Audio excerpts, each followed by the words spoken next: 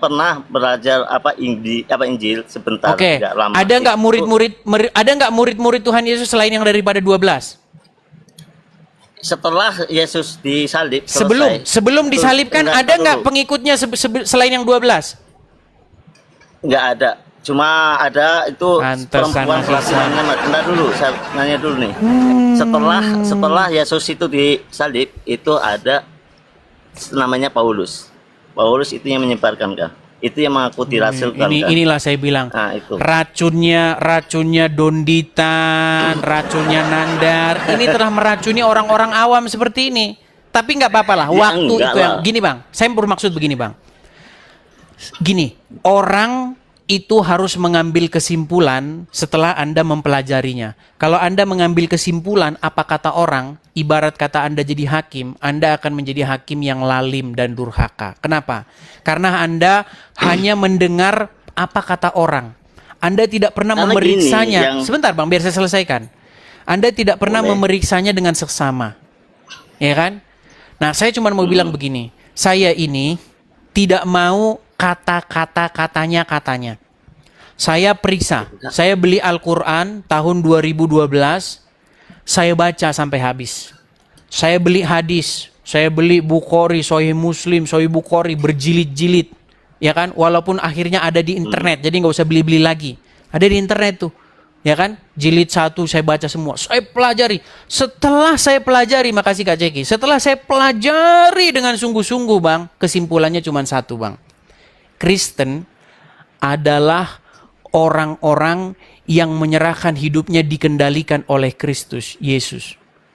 Ketika dia mengaku Kristen tapi dia tidak dikendalikan oleh Yesus. Sebentar Bang, habis ini Anda bicara. Ketika seseorang mengaku Kristen, mengaku pengikut Yesus, tetapi dirinya tidak dikendalikan oleh Yesus, berarti orang tersebut berdusta.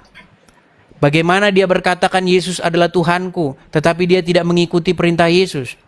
Tapi dia malah ngadu ayam, malah nyolong uang negara. Berarti dia tidak menjadikan Yesus sebagai tuannya, Tuhannya. Dia tidak jadikan Yesus sebagai majikan, sebagai pengontrol hidupnya. Dia jadikan iblis sebagai tuannya, sebagai Tuhannya. Nah, Islam itu kebalikannya. Islam adalah sekelompok orang-orang yang menyerahkan dirinya kepada Muhammad. Sehingga hidupnya dikendalikan oleh Muhammad. Bohong seseorang menjadi muslim kalau dia tidak mengikuti perintah Muhammad. Bagaimana mungkin seseorang mengaku muslim tapi dia tidak mengikuti perintah Muhammad? Jadi sama Bang, Ya, sama. intinya cuma itu. Intinya Kristen mentuhankan Yesus, jalan mentuhankan Bapa itu dengan cara mentuhankan Yesus. Islam mentuhankan Allah dengan jalan mentuhankan Muhammad.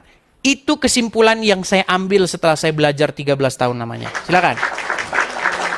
Kalau saya gini, ini konteksnya di surat Al-Ikhlas saja ya, ibaratnya surat Al-Ikhlas lah. Mungkin Bang Edis pernah baca itu kan, udah pinter lah mungkin kalau udah 30 kali khatam ataupun berapa.